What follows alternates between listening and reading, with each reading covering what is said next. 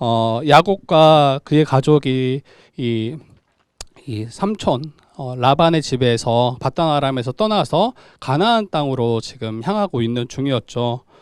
그리고 형 에서를 만나서 극적으로 화해하고 세일 땅이 아닌 자신은 가나안 땅으로 이제 이 야곱이 방향을 잡죠. 그러나 이제 세겜 땅에 이르렀을 때 거기에 이 땅을 매매하고 그 땅에서 거주하는 그 모습을 34장에서 저희가 살펴봤습니다. 그리고 그 야곱의 딸 디나가 그곳의 딸들과 이제 교류하고 또 알아가고자 했을 때 결국 디나가 이제 그 땅 이 세겜의 땅 그 추장인 세겜으로 인해서 욕보이고 또 야곱의 이 자손들이 그 이방 민족과 통혼할 위기에 이제 처하게 됐었죠. 그리고 이 모든 일의 처음 시작은 물론 각자가 있겠지만 야곱 그 가족의 이제 가장인 야곱이 그 땅을 매매하고 그 땅에 거주하게 된 일로 시작되었다라고 이야기 나눴어요. 그래서 떠나야 할 곳이 있음에도 불구하고 떠나지 않고 머무르려고 할 때, 그리고 마땅히 가르쳐야 될 바들이 있음에도 불구하고 가르치지 않고 그저 방관할 때, 그때 하나님의 약속이 아닌 세상을 바라보고 그에게 속한 자들이 하나님이 아닌 세상을 바라보고 세상과 혼합되는 방식으로 살아가는 것을 우리가 살펴봤어요.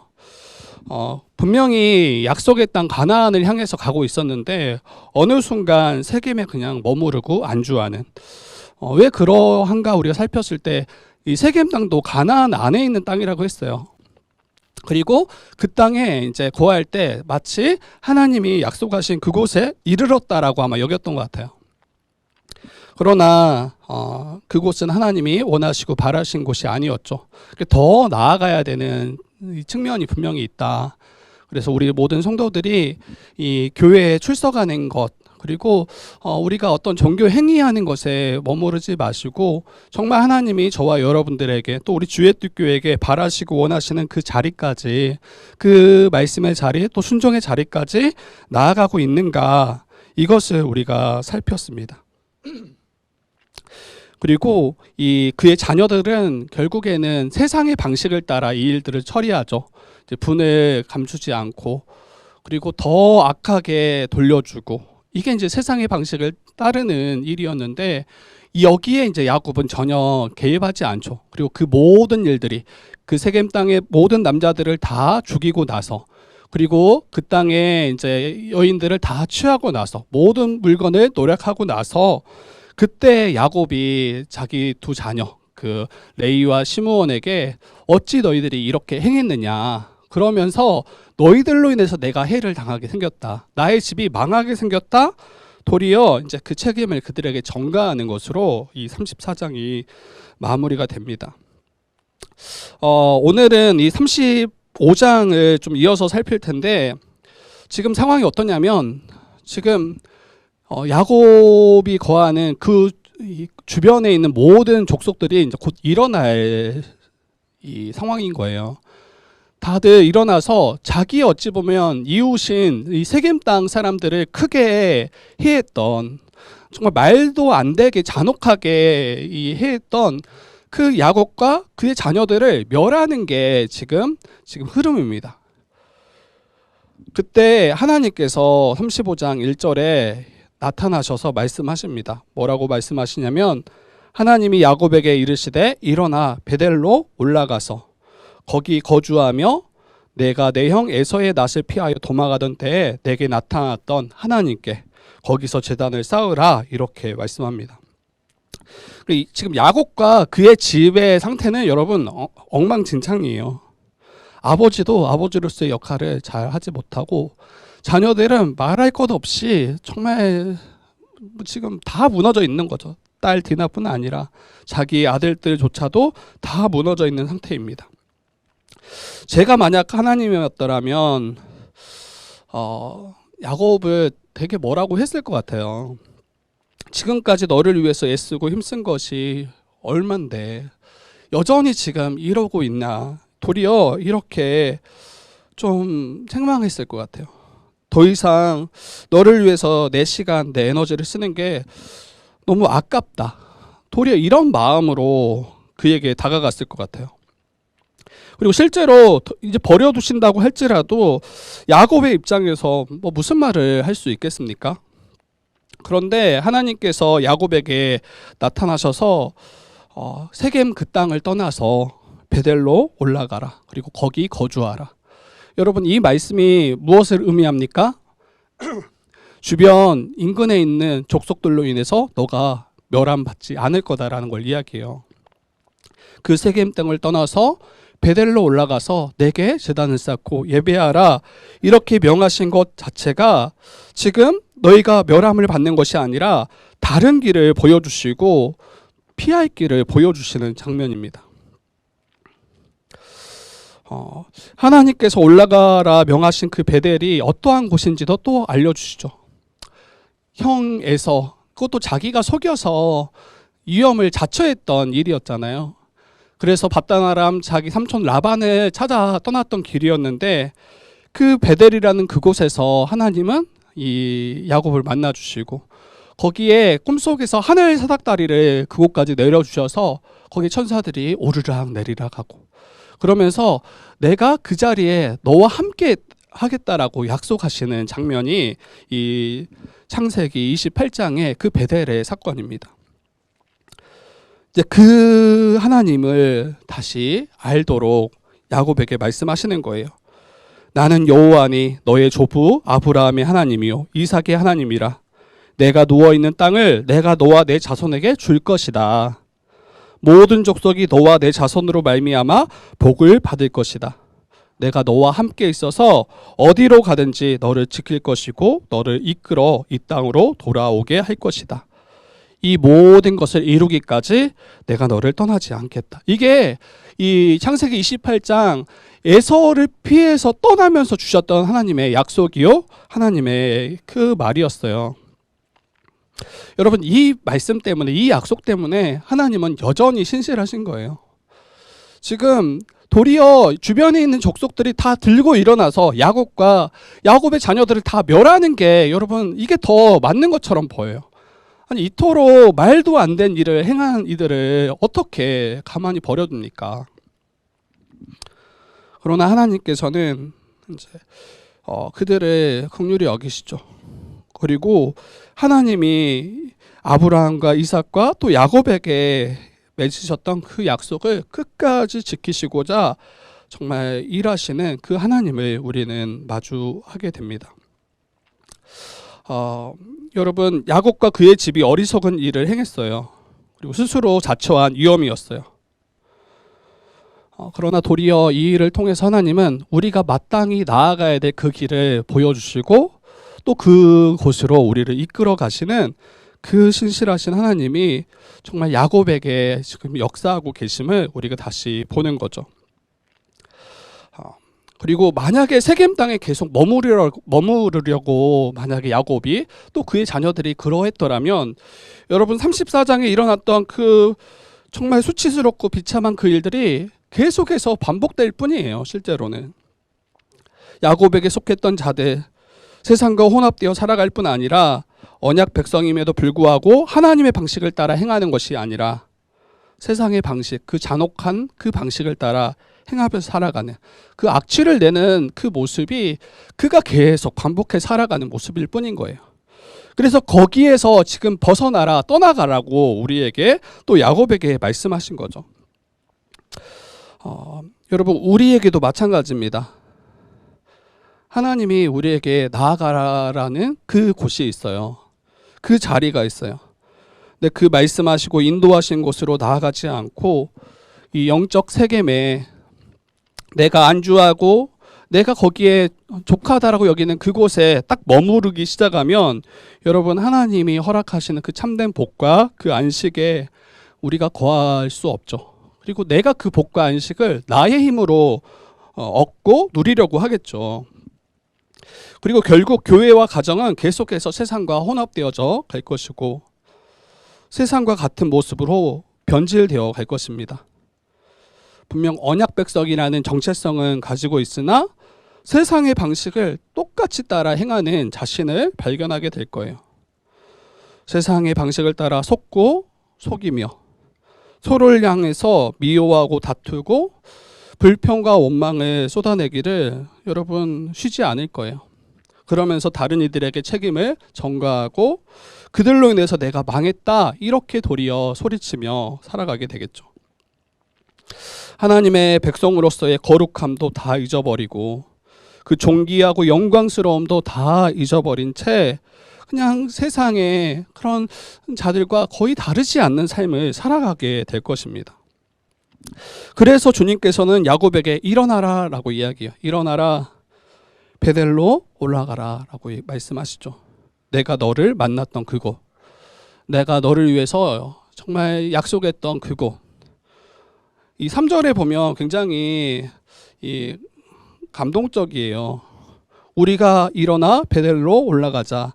내 환난 날에 내게 응답하시며 내가 가는 길에서 나와 함께 하신 하나님께서 내가 거기서 제단을 쌓으려 하노라. 나의 환난 날에 함께 하셨고 내게 응답하셨던 그 하나님이 여러분 베델의 하나님이잖아요. 근데 그곳으로 나오라 라고 우리에게도 동일하게 말씀하시는 거예요. 그래서 혹시 우리는 여전히 영적 그 세계 가운데 머무르고 거기에 거주하기를 도리어 족하다 여기고 하나님이 말씀하신 그 자리까지 나아가지 못하고 머무르고 있는 자리가 있더라면 거기에서 빨리 벗어나야 돼요. 그게 하나님이 야곱에게 명하신 것이고 또 이 땅을 살아가는 하나님의 거룩한 백성들에게 명령하신 말씀입니다. 여러분 그리고 2절 우리 말씀 한번 같이 읽어볼까요? 2절 말씀입니다. 2절 말씀 함께 읽어보도록 하겠습니다.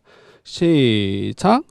야곱이 이에 자기 집안 사람과 자기와 함께한 모든 자에게 이르되 너희 중에 있는 이방 신산들을 버리고 자신을 정결하게 하고 너희들의 의복을 바꾸어 입으라. 여러분 베델로 올라가기 위해서 야곱이 먼저 행해야 했던 일이 있어요. 이거는 하나님이 친히 명령하신 건지 이게 드러나진 않지만 야곱이 그가 속한 가정 또 그가 속한 자기에게 속한 모든 사람들에게 지금 말하는 것인데 뭐라고 이야기합니까? 너희 중에 있는 이방 신상들을 버리고 자신을 정결하게 하고 너희들의 의복을 바꾸어 입으라 이렇게 명합니다. 이게 이제 좀 아이러니해요. 누가 지금 이 이야기를 하냐면 야곱이 자기 집안 사람과 자기와 함께한 모든 자에게 이야기하는 거죠. 야곱이면 그래도 정말 하나님을 신실하게 따르고 또 하나님을 온전히 신뢰함으로 이 길을 걸어가는 한 명의 또 사람이잖아요. 그런데 자기 집안의 모습을 보면 어때요? 이방 신상들이 정말 가득했던 것 같아요. 야곱의 집인데 자기 집안 사람들과 자기와 함께한 모든 자에게 보니까 이방 신상들을 버리라고 명하는 것은 그 안에 이방 신상들도 함께 있을 뿐 아니라 그 이방 신상들을 섬기고 있는 그 모습이 이 야곱의 그 집안의 모습입니다. 가장 먼저는 자신의 아내 라헬이 이 라반의 집, 자기 집을 떠나면서 이 드라빔을 이제 몰래 숨겨서 가지고 나왔었죠. 그리고 아마 세겜 땅에 거하면서 이방 사람들과 교류하면서 그 이방인들이 섬기는 그 신들을 하나하나 차곡차곡 잘 가져왔던 것 같아요. 그리고 세겜 남자를 다 죽이고 모든 걸 약탈했잖아요. 그때 그 이방 신상들도 다 같이 가지고 그 집으로 들어왔던 것 같아요. 그러면서 그러한 이방 신들을 섬기면서 지금 거하고 있는 모습이 이 야곱의 그 집의 모습입니다. 야곱은 이거 알았던 것 같아요. 그러나 근데 방치하죠. 왜냐하면 그의 집은 분명히 하나님을 섬기고 있거든요. 하나님을 떠난 게 아니에요. 하나님을 섬기고 있지만 자기 집에 속한 이들이 세상의 이방신들도 함께 섬기는 것은 괜찮다라고 여겨왔던 것 같아요. 하나님뿐 아니라 이방신들도 함께 섬기고 있는 모습이 지금 야곱과 그의 가족 안의 모습이 잘 보여주고 있습니다. 그러니까 하나님을 섬김으로 받는 복이 있고 또 이방 신상들을 섬기면서 받는 그 복들을 더 취하고자 했던 모습인 것 같아요. 그러면서 이 이방 신상들을 은밀히 가지고 품고 살아온 모습이 지금 야곱과 그의 가족 안에 있는 모습들이 보여집니다. 결국에는 이러한 모습이 자신을 더럽힐 뿐 아니라 세상과 혼합되게 하고 그리고 하나님을 예배하는데 결국에는 큰 장애와 방해를 가지고 오겠죠. 하나님이 가장 싫어하는 거잖아요. 그러면서 하나님을 섬긴다고 하지만 다른 이방 신상들을 가지고 있으면서 겸하여 섬기는 것을 여러분 우리에게도 혹시 있지 않나, 이러한 모습이 내게 있지 않나 여러분 경계함이 마땅합니다.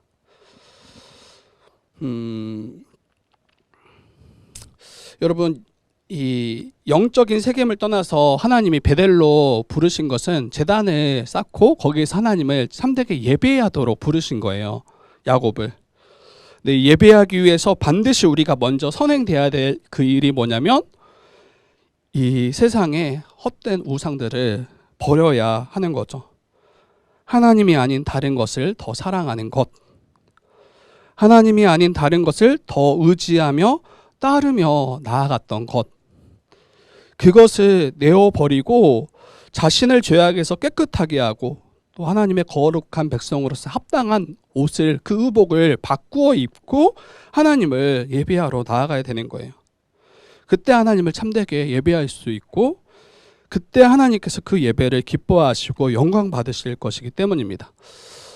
그래서 여기에서 너무나 중요한 것은 우리가 예배의 자리로 나아가기 전에 이 세상의 헛된 것들을 나는 가지고 있지는 않는지, 그것을 품고 이것을 섬기면서 하나님도 섬긴다 하고 있지 않는지 이것을 돌아보셨으면 좋겠어요. 근데 아마 이제 제가 이런 이야기 할 때 우리 가운데 이렇게 생각할 수도 있어요. 우리는 버릴 우상이 없다. 하나님만 섬기고 있다. 이렇게 생각할 수 있죠. 그리고 실제 그러한 삶을 살아가는 게 마땅합니다. 뭔가 가시적인 우상들을 우리의 몸에 지니고 있지 않잖아요. 뭔가 가시적으로 만들어진 것을 집에 두고 그것을 섬기고 있지 않잖아요. 그래서 이렇게 뭔가 가시적인 것을 갖고 있지 않기 때문에, 집에 놓아놓지 않기 때문에 우상을 마치 섬기지 않은 것처럼, 우상이 우리에게 없는 것처럼 그렇게 여길 수 있다는 거예요. 예전 이 당시 사람들만 해도 여러분 자신이 사랑하는 것을 다 형상으로 만들어냅니다. 자신이 사랑하는 것을 우상화해서 집에 모시고 몸에 지니고 다녔어요, 실제로. 그래서 그것을 제거하고 그것을 땅에 묻거나 불에 태우는 그 모습을 통해서 더 이상 내가 우상을 섬기지 않고 따르지 않겠습니다를 가시적으로 이제 고백하고 드러냈단 말이에요. 예를 들어서 돈을 사랑하는 자들은 그 돈을 형상화시켰어요. 그게 이제 만몬신이죠. 제가 찾아보니까 검정색 그 새 머리를 한 모양의 신이 만몬신의 형상이더라고요. 그 손톱이 굉장히 길어요. 그리고 그 두 손에 이제 금을 가지고 있고, 그리고 땅에 깔려 있는 그 황금길만을 쳐다보고 그 밑만 쳐다보며 살아가는 존재가 이제 만몬신의 모습이라고 하더라고요. 근데 이처럼 돈을 사랑하는 자들은 그 돈을 형상화해서 신의 모습으로 바꿔냈습니다. 또 풍요를 기대하는 자들은, 또 농사를 짓거나 이 풍요 일을 기대하는 자들은 그것을 형상화시켜서 그게 만들어진 게 그게 바알이에요. 그리고 풍요와 다산을, 이것을 이제 사랑하는 자들은 그것을 바꾸어서 만들어낸 게 그 당시에 아세라 신입니다. 그 집에 모셔놓고 몸에 지니고 다니면서 그렇게 섬기는 모습을 가졌어요. 근데 오늘날 우리 기독교인들이 이러한 일이 우상 숭배가 된다는 것을 알아요. 그래서 만들지 않아요. 집에 놓아놓지 않는다고요. 근데 문제는 이러한 우상의 형상을 만들거나 갖고 있지는 않지만, 집에 모셔두지 않지만 이제 이게 우리의 내면으로 들어와서 우리 내면 안에 그것들을 만들어 놓고 보이지 않는 곳에서 그것을 사랑하고 섬기며 더 의지하고 이걸 바라보며 살아간다는 거예요. 이제는 돈을 그냥 사랑할 뿐이에요. 돈을 사랑할 뿐, 돈을 하나님처럼 여기지만 따로 형상을 만들진 않아요. 쾌락을 사랑할 뿐이지 이것을 형상화하지 않는다고요. 하나님보다 배우자를, 자녀를 더 사랑할 뿐이지 그것을 형상화시키지 않는다고요. 하나님도 섬기지만 각자 의지할 우상들을 마음에 갖고 교회를 출석하고 주님을 섬기는 일을 아무렇지 않게 겸하여 하는 일들이 교회 가운데 일어나고 있습니다. 다시 말씀드리고 싶어요. 나의 마음속에 은밀히 가지고 있는 그 우상들이 있다면 하나님보다 더 사랑하고 더 의지하고 하나님과 겸하여 섬기고 있는 그 우상들이 있더라면 여러분 내어버려야 돼요. 그리고 하나님이 부르시는 그 베델로 나아가야 됩니다. 사랑하는 이가 나의 우상이 될 수 있고 돈이 나의 우상이 될 수 있고 내가 가진 어떤 특별한 능력이 내게 우상이 될 수 있는 거죠. 그래서 이게 내면화된 우상들로 나를 더럽히고 또 교회를 더럽히고 또 주의 몸된 교회를 더 가증스럽게 만드는 일에 우리가 사용할 수 있는 거예요. 우리가 하나님께 나아가기 위해서 베델로 나아가서 하나님을 찾고 만나며 예배할 수 있기 위해서는 먼저는 이것들을 가감히 내어주고 버리는 것이 합당합니다. 아깝게 느껴질 거예요. 이거 없으면 마치 나의 삶이 많이 어렵고 빈약하고 이렇게 생각될 수 있는 거죠. 그걸 의지하지 않을 때 불안하고 염려가 몰려올 수 있습니다. 그러나 그것이 도리어 하나님을 예배하는 데 방해한다라는 것을 이것을 잊지 마시고 기억하셨으면 좋겠어요. 세겜 근처 나무 아래에 이제 다 묻어버려요. 모든 것들을 다 걷어다가 다 묻고 야곱과 그의 집이 길을 떠납니다. 이제 그때 어떤 일이 일어나냐면 5절 말씀인데 우리 5절 말씀 한번 읽어볼까요? 5절 같이 한번 읽어봅시다. 5절 말씀입니다. 같이 읽어보겠습니다. 시작. 그들이 떠났으나 하나님이 그 사명 고을들로 크게 두려워하게 하셨으므로 야곱의 아들들을 추격하는 자가 없더라. 네, 이제 다 모든 우상들을 다 묻고 이 베델로 길을 떠나는데 하나님께서 일하시는데 그 사명 고을들로 크게 두려워하게 하셨다라고 이야기해요. 아까 잠깐 상황을 나눴지만 지금 족속들이 합심해서 들고 일어나야 돼요. 그리고 야곱과 야곱의 아들들을 추격해서 그들을 멸하는 게 지금 상식적이고 일반적인 모습이란 말이에요. 그리고 아마 그들이 쫓아왔더라면, 그를 해하려고 했더라면 피할 방도가 야곱과 그의 아들들에게는 없었을 거예요. 만약 이전에 야곱이 굉장히 큰 힘을 가지고 있었더라면, 그의 아들들이 큰 힘을 가지고 있었더라면 여러분 세겜 땅 사람들을 멸할 때 그렇게 거짓으로 속여서 그들을 해하지 않았을 거예요. 당당히 가서 그들을 쳐부시고 그들의 것을 약탈해 왔겠죠. 그러나 이게 맞지 않는 거죠. 덤벼서 이렇게 딱 이 1대1로 정대정으로 붙어서는 이길 수 없다라고 여겼기 때문에 그러한 이 속임수로 이제 그들을 해했던 거잖아요. 근데 지금 여러 족속들이 함께 일어나서 야곱을 쫓아온다라면 죽을 게 분명합니다. 그러나 하나님께서는 베델로 향하는 야곱과 그의 집을 보호하시기 위해서 이 고을, 이 사면에 있는 고을들로 크게 두렵게 하시고 어느 누구도 그를 추격하는 자가 없도록 막으시는 일을 하나님께서 하고 계신 거죠. 이게 언약 백성이 받은 은혜예요. 우리가 세상을 많이 두려워하고 또 우리를 해할 것처럼 보이지만 실제로 하나님께서 그의 언약 백성들을 얼마나 신실하게 지키시고 보호하시고 이끄시는지 이것을 신뢰할 때 이 믿음의 걸음을 걸어갈 수 있는 것 같아요. 그러지 않으면 어떻게 이 믿음의 길을 담대히 한 걸음 한 걸음 나아갈 수 있겠습니까?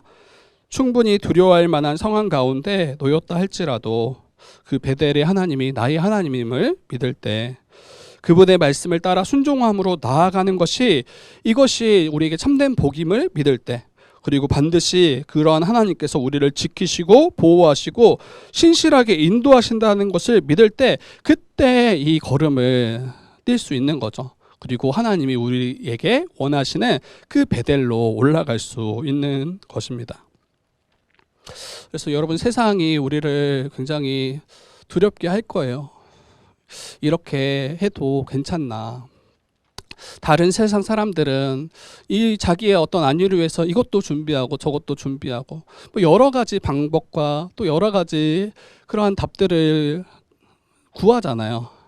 근데 이제 그거에 비해서 우리는 아무런 대책이 없는 것처럼 보이고 마치 이제 다 여실하게 우리에게 그냥 다 드러난 것처럼 이렇게 무능력한 것처럼 보일 때가 많을 텐데 그때 정말 하나님을 우리가 신뢰하고 바라보며 따라가고 있는지 잘 드러나는 지점이 될 것 같아요.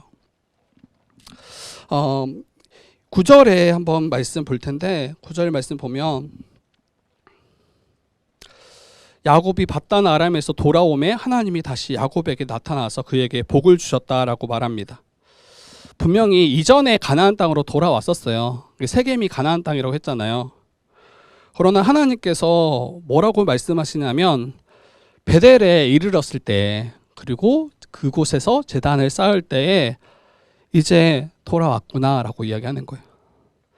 하나님이 다시 야곱에게 나타나서 그때 다시 복을 허락하시는 것을 보게 됩니다.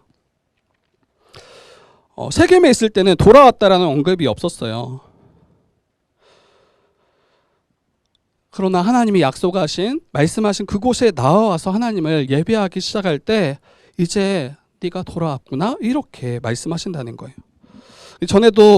방금 전에도 말씀드렸지만 여러분 교회에 거하는 것을 여러분 이게 돌아온 게 아니에요. 물론 그 돌아옴의 중요한 시작이 되겠죠. 예배 자리에 우리가 있는 것이 여러분 돌아온 게 아니라니까요.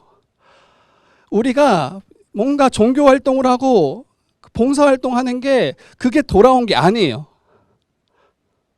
하나님이 정말 우리에게 말씀하시는 그 자리, 그 베델의 자리, 하나님을 온전히 예배하고 또 하나님을 높이는 그 자리에 나와서 하나님을 찾을 때 하나님과의 그 인격적인 관계가 시작될 때 그때 하나님께서 우리에게 말씀하실 거예요. 네가 돌아왔구나, 돌아왔구나.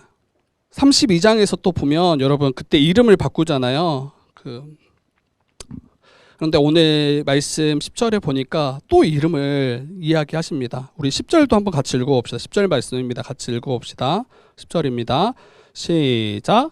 하나님이 그에게 이르시되 내 이름이 야곱이지만은 내 이름을 다시는 야곱이라 부르지 않겠고 이스라엘이 내 이름이 되리라 하시고 그가 그의 이름을 이스라엘이라 부르시고 네, 이미 바꾸셨던 이름인데 다시 35장 10절에 베델로 돌아와서 제단을 쌓고 예배한 후에 하나님은 그의 이름을 다시 너를 야곱이라 하지 않고 부르지 않고 내 이름이 이스라엘이 될 것이다 라고 다시 이야기해요.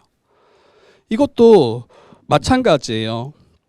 다시 이렇게 명명하시는 이유는 하나님의 말씀을 따라 베델로 돌아와서 나를 참되게 예배할 때 너가 참으로 이스라엘이 될 것이다. 나의 거룩한 백성, 하나님의 참 백성이 될 것이며 너의 후손들이 너를 통해서 생육하고 번성하는 그리고 하나님이 약속하셨던 그 나라를 세울 것임을 말씀하시는 거예요. 그래서 우리의 그 이름, 신자로서 이 성도로서의 이 엄청 놀랍고 영광스러운 이름이 있잖아요. 그러나 이 성도라는 이름 갖는 것에 여러분 만족하지 마시고 정말 하나님이 부르시고 보시기에 합당하고 거룩한 존재로서 우리가 하나님 앞에 예배하고 있는가 이것을 다시 살펴보시면 좋겠어요. 그때 하나님은 우리의 이름을 부르실 거예요. 너가 나의 참 백성 맞구나. 너가 내가 사랑하는 나의 참 백성 이스라엘 맞구나. 그리고 아브라함에게 허락하셨던 그 약속을 우리 가운데 신실하게 또 이루어 가실 겁니다. 여러분 이게 전반적인 이제 제가 내용이었어요. 전반적인 내용이었는데 저와 여러분들이 순종함으로 나아가야 될 그 베델이 어디일지 좀 더 생각해 보면 좋을 것 같아요. 우리가 순종함으로 나아가야 될 그리고 거해야 될 그 베델이 어디일지. 이 베델 하나님의 집이잖아요. 베델. 앞에서도 제가 말씀드렸지만 혹시 나는 영적인 세겜에 거하고 있진 않은지, 하나님이 원하시는 곳이 아닌 내가 편하고 내가 안락하다 느끼는 그곳에 거하기를 만족하고 그것을 족하게 여기진 않는지. 신자된 우리가 거해야 될 베델은 여러분 어디일까요? 내가 거해야 될 그 베델. 여러분 그곳은 예수 그리스도 아니죠. 주 안에 거할 때 우리는 베델에 거하는 것과 같습니다. 참 성전 되시고 예수 그리스도만이 우리의 주가 되실 때, 그때 우리는 그 하나님의 집, 그 하나님이 거하시고 임재하실 뿐 아니라 그 모든 자녀된 자를 복주시는 그 자리가 바로 주 안에 있는, 예수 안에 있는 신자들이 거할 베델입니다. 그 가운데 하늘 사닥다리를 하나님이 내려주셔서 우리가 거하는 곳에 하나님이 함께 거하실 뿐 아니라 이 아브라함과 이삭과 또 야곱에게 허락하셨던 그 언약의 복을 우리에게 누리도록 하게 하실 거예요. 그리고 조금 더 나아가서 이 베델의 자리를 생각해 보면 여러분 베델의 자리는 예배의 자리예요. 예배의 자리. 하나님을 간절히 찾고 부르짖는 그 자리. 그리고 하나님 앞에 간절히 기도할 수 있는 그 자리. 함께 교회로 살아가며 교제할 수 있는 그 교제의 자리가 바로 하나님이 거하시고 우리와 함께 하시는 그 베델의 자리가 됩니다. 여러분 그 가운데 하나님이 함께 하실 거예요. 그렇기에 예배하는 그 자리를, 또 우리 기도하는 그 자리를, 교제하는 그 자리를 정말 귀하게 여기실 수 있어야 돼요. 여러분 그 자리가 무너져 내려 있다라면 여러분 우리는 지금 세겜에 있는 곳과 다르지 않아요. 여전히 내 방식, 내가 원하는 대로 행하면서 자신은 여전히 베델에 있다라고 착각하며 살아갈 수 있는 거죠.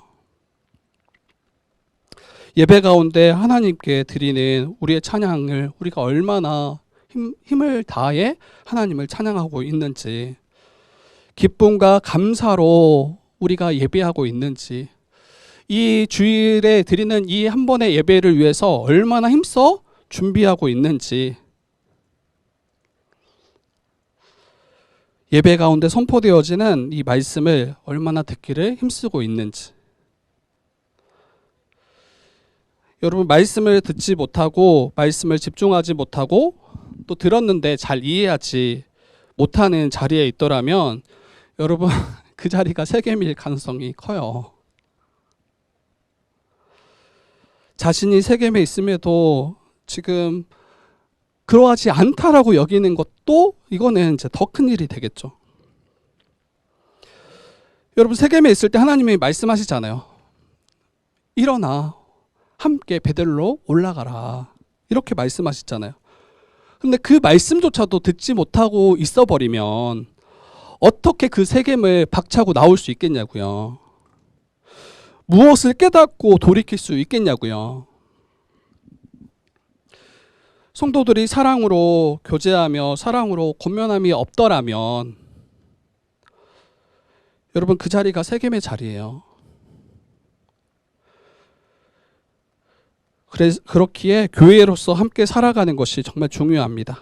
함께 안에서 말씀으로 교제하고 함께 말씀 안에서 권면하고 서로를 위해서 정말 간절히 기도하고, 여러분 이것을 혹시 가벼이 여기고 있더라면 이 정도는 괜찮겠지 여기며 소홀히 여기고 있는 모습이 내게 있더라면 여러분 정신 차려야 돼요. 정신 차려야 돼요.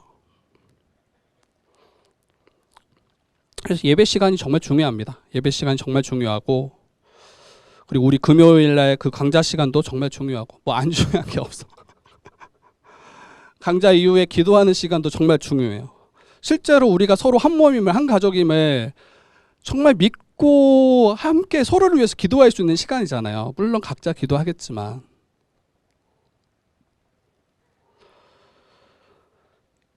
그리고 제가 이렇게 이제 말씀드리는 게 어떤 분들에게는 민망할 수 있어요. 내게 말씀하시는 건가? 그럴 수 있죠. 그럼에도 불구하고 제가 이야기할 수밖에 없는 게 이게 이제 습관화 된다고요. 습관화.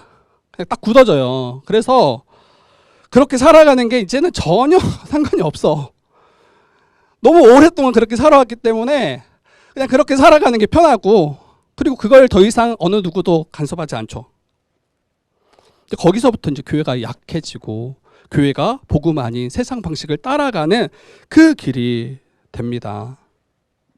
예배에 힘쓰지 않겠죠, 이제. 교제하는 게 귀찮아요. 교제하지 않아도 괜찮다고 생각할 것이고, 그리고 자신이 졸고 있어도, 또 말씀이 듣지 못한 상황에 있어도 그냥 그때 그냥 쓱 지나가요. 그리고 다음 주에 또 그 시간에 또 졸고, 또 그 다음 주에 쓱 지나가고 또 졸고. 그러니까 그거에 대한 심각성을 인식하지 못한 채 매일매일 살아가고 또 그 자리에 와서 똑같이 행한다고요.